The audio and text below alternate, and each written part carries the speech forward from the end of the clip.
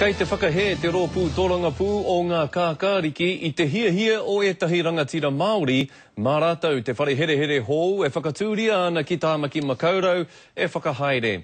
Kei te kōrero te uepu o ngā rōpū noho taone Māori a Numa ki etahi umanga whakahaere whare here o tā wāhi, hei tā Willie Jackson kāore te iwi Māori i te whai hua i te pūnaha whakatika tangata o Naianei. Nō reira me kimi a me whai tātou i tētahi huarahi hou.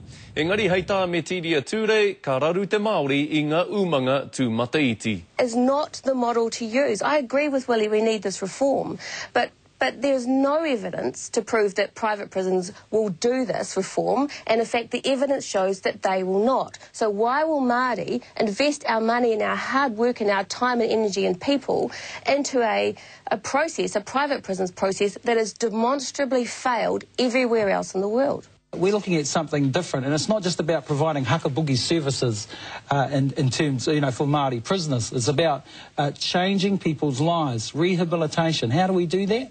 We do that through proper pre-release agreements, pre-release programs, where we provide programs in terms of education, literacy, health, and we get a profile with some of these prisoners, so that we can monitor them, follow them all the way until they come out.